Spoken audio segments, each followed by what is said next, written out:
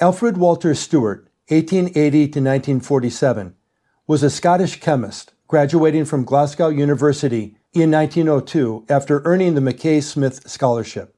He received a doctorate in science in 1907, then was elected to a Carnegie Research Fellowship from 1905 to 1908. In 1914, he was appointed lecturer in physical chemistry and radioactivity at the University of Glasgow and worked for the Admiralty during World War I. On top of this, he wrote detective novels and science fiction part-time between 1923 and 1947 under the name J.J. Connington. Two of his memorable detective characters are Superintendent Ross and Chief Constable Sir Clinton Dryfield. Tom Tiddler's Island, also known as Goldbrick Island, came out in 1933. While it's effectively just a what's going on adventure story like you'd expect from a Hardy Boys book, it's got a lot of external references, including mentions of Sherlock Holmes, the Tom Tiddler's Ground children's game, Charles Lamb's story of the discovery of roast pork, and some serious cutting-edge discussions on radioactivity. There's even information on American chemist Stephen H. Emmons, who supposedly invented an explosive he called Emmonsite. The story starts out with newlywed couple Jean and Colin Trent on their honeymoon, going to Rufa Island to stay for a few weeks at the estate of one of Colin's acquaintances. On the first evening in the mansion, Colin tests out the shortwave radio used to communicate with people on the mainland. While the weather conditions are poor, there's one station that comes in loud and clear, behaving much like a numbers station. The announcer gives a fake call sign, and the times the message will be rebroadcast, followed by the primary message in Morse code. Colin conveniently records the alphabetic text for the reader, and we never see the original Morse code. There's a second message a few nights later, which is much longer. I have both ciphers pinned in the comments below. Pause here if you want to try solving them on your own.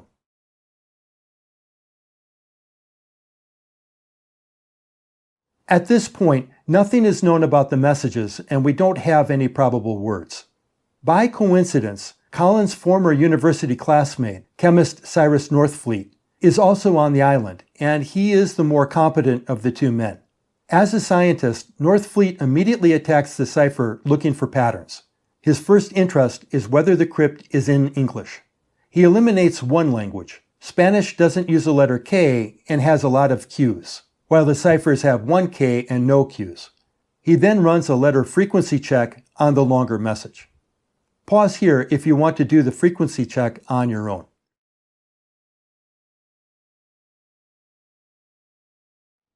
Here's the raw letter count for message 2. We have peaks at A with 22 letters, E at 32, and T at 38.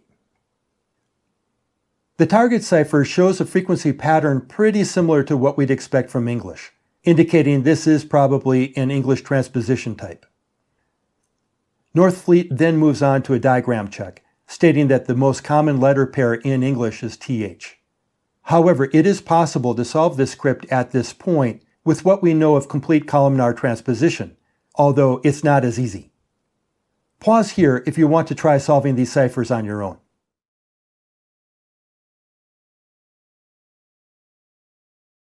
Say we have a simple message, like this is the test message X, with X for padding. If we use a simple 3-wide columnar transposition and write the columns in rows with a 1, 2, 3 key, we would finish by grouping the final cipher text in 5s. If we started with this message, the first thing we would want to confirm is the column lengths. We could do this by checking the distances between adjacent letters in the diagrams we expect to find in the original plaintext. In our case, we first make sure we have at least one T and one H. Then we make a table of the positions for the T letters and the H letters, and fill in the rest of the table with their differences. If the differences go negative, just add the message length to adjust for wrapping. My example is a bit too simple, and we have a tie between potential column lengths of 7 and 5 for 2 each. But it's easy enough to test both lengths and pick the correct one. Obviously, the correct length is 7, since 5 doesn't result in readable English. Finally, the key is the column width, that is, the message length divided by the column length. Message length is 21, column length is 7, so the key width is 3.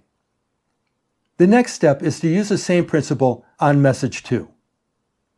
Pause here if you want to create the TH differences table on your own.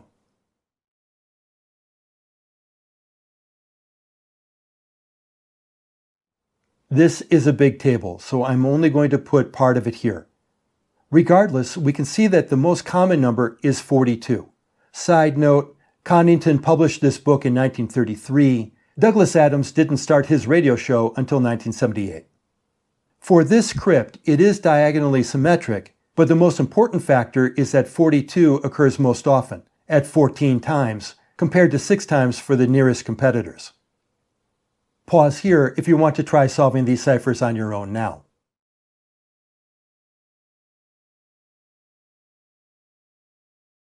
If we concentrate on the distance of 42 between matched T and H pairs, this implies fixed column lengths, and that possibly the columns aren't scrambled with some kind of randomized key number. What happens if we simply break the cipher into groups of 42? Pause here if you want to try solving these ciphers on your own.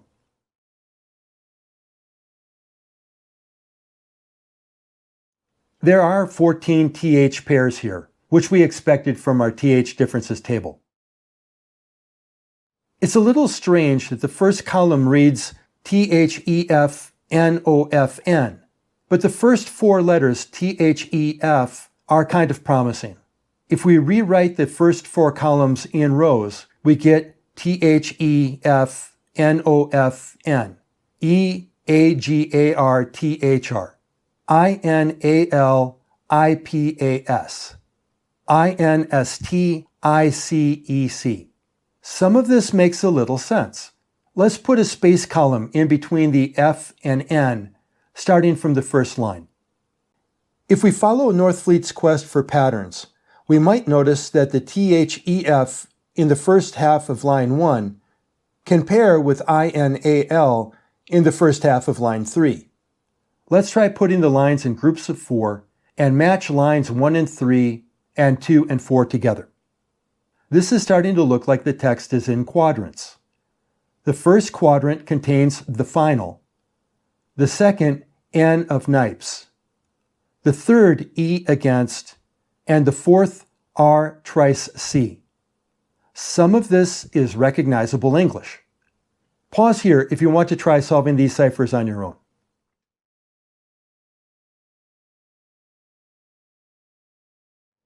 If we go back to our original cipher in rows, the final appears in the top halves of columns 1 and 3. Against is in the top halves of 2 and 4. N of Nipes in the bottom halves of columns 1 and 3, and thrice in the bottom halves of columns 2 and 4. Let's split the cipher in half and write the text in columns of 8 again for just the first 11 columns. Add column numbers. Now group the columns as evens and odds. Reading the text off from each of the blocks, the final lot of the last 3, E against landing chemi, N of Nipesgal's top think of the, R thrice, comma, at 9 co. Pause here if you want to finish these ciphers on your own.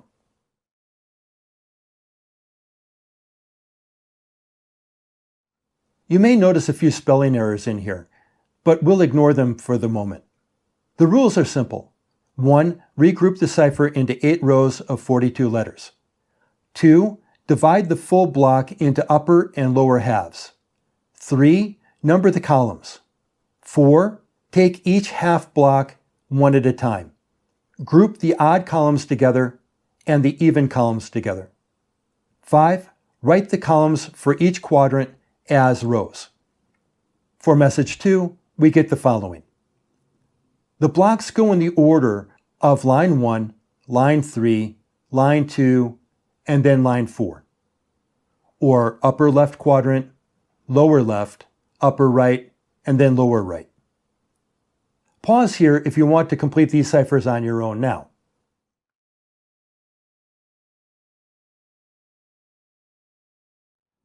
Yes, there are errors in the cipher in the book. Connington gives the plaintext error-free, so either the mistakes crept in during the typesetting and weren't caught before publication, or Connington himself made them when creating the ciphertext. Here's the actual decrypt. I'll read it as Connington's desired plaintext without the errors. The final lot of the last 3,000 was sent off on Thursday and got through safe. Stop. Nothing seen of Pascal. Stop. Think of throwing them well off the scent by using another port next time. Stop. Advise against landing chemicals till further notice. Stop. Gray cloud in offing. Stop. Will give you all clear. Thrice, comma, at 9, comma, 9:30, comma, and 10:30, comma, on night before I expect you. Ends. ZZ. The shorter message is solved the exact same way. We could have gotten the same results by treating the crypts as complete columnar from the beginning and attacking the potential column widths.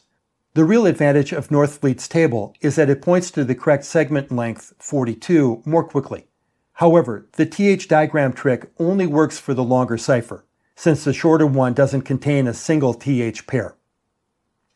Encryption, using the short message. Okay, if we wanted to encipher a message ourselves, how would we go about it? Our message is, fishery gunboat has now left district and coast is clear, comma, so far as can be seen, stop. All ready for you tonight, comma, but approach cautiously, stop. Wait for lights at dusk before coming in, stop. Feel free to pause the video at any time along the way here to check my work. I'm grouping the message in fives to make it a little easier to handle. First, make sure the length is a factor of 8. Use padding if needed. We have 160 characters, so we're okay. Divide the text in half for 2 blocks of 80 characters each. Now, take the first half block and write it in columns of length 4. Number the columns 1 through 39, but only using the odd numbers. That is 1, 3, 5, 7, and so on. Do the same for the second half of the message with even numbered column headers. 2, 4, 6, 8, etc. Now, combine the 2 blocks to get the columns 1 through 40 in ascending order. That is, we interweave our columns as 1, 2, 3, 4, up to 40. Divide the main block in 2, between column numbers 20 and 21.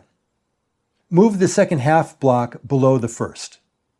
Remove the column numbers, and this gives us our final key arrangement.